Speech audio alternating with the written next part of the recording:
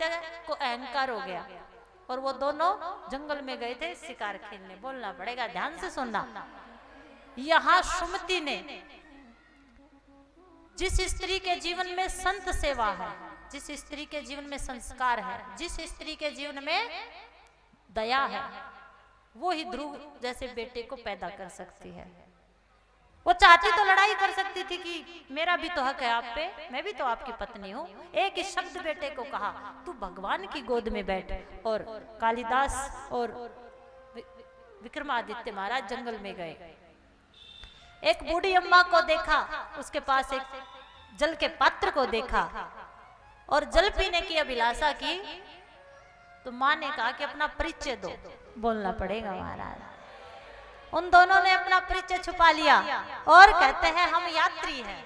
माँ हम यात्री हैं। तो बूढ़ी अम्मा कहती है, बेटा इस दुनिया में यात्री तो दो ही है, सूरज और चंद्र, जो समय पे आके छुपते हैं और समय पे उगते हैं। बोलना पड़ेगा महाराज। माँ हम अतिथि हैं। तो अम्मा कहती है अतिथि भी दो ही है, धन और वैभव, आते हैं और कुछ तो बोल दिया करो। माँ हम परदेसी हैं। तो बूढ़ी अम्मा कहती है परदेसी भी दो ही है, जीवात्मा और वृक्ष का पत्ता। बोलना पड़ेगा महाराज। माँ हम समावर्त है, क्षमा करने वाले हैं। तो माँ कहती है क्षमा दो ही कर सकती है, एक धरती और एक स्त्री।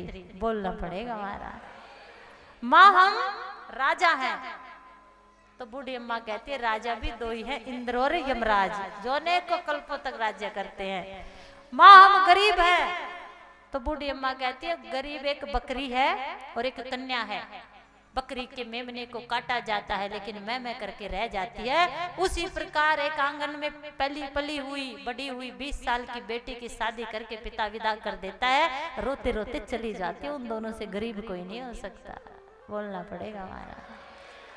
माँ हम हार गए और चरणों में पड़ गए कि माँ हम कर्जदार हैं।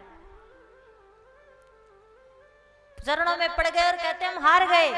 और बूढ़ी अम्मा कहती हारता दो ही हैं, एक तो कर्जदार और एक वो पिता जो अपने आंगन में पली बड़ी बेटी को किसी दूसरे को हवाले कर देता है। बोलना पड़ेगा हमारा।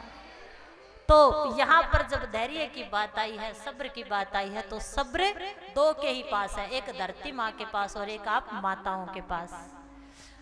ध्रुव ने माँ की बात सुनकर तप किया है, पहले महीने फल फूल खाए हैं, पत्ते खाए हैं, पैर के अंगूठे पर खड़े होकर प्राण रुद्ध करके वायु को और भगवान को पुकारा है, तो भगवान ने दर्शन दिए हैं। बोलना पड़ेगा हमारा। ये ध्रुव की कथा है। 5 वर्ष के ध्रुव ने भगवान को पा लिया माँ की बात सुनकर। कल मैंने माताओं को उपाय बताए थे कि सुबह उठने से लेकर शाम तक आपको क्या करना है। इससे आपका धैर्य, आपका सब्र बढ़ेगा। आप लक्ष्मी हो, आप देवी हो, आप सरस्वती हो। आपके बगैर ये संसार का काम नहीं चल सकता। बुद्धि चाहिए तो सरस्वती, लक्ष्मी चाहिए, धन चाहिए तो लक्ष्मी। लेकिन मेरे घर की देवियों, मेरी माताओं, अगर आपके अंदर सब्र ना हो तो आपका घर कब्र बन जाता है। बोलना पड़ेगा हमारा।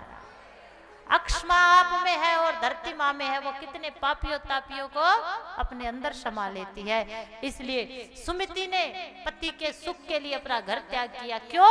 इतना धैर्य आप में कब आएगा? जब आप सत्संग सुनोगी, सत्संग करोगी, भागवत सुनोगी और खाली समय में गौ माता की सेवा करोगी। बोलना पड़ेगा हमारा। क्योंकि जिस व्यक्ति के पास जो होता है आपसे उसको वही मिलता है। इसलिए अपना ज्यादा से ज्यादा समय सत्संग में बिताइए, गोमाता की सेवा में बिताइए। उससे आपके शरीर का जो ओरा होता है वो बढ़ेगा और आपके अंदर धैर्य और सब्र आएगा। बोलना पड़ेगा हमारा।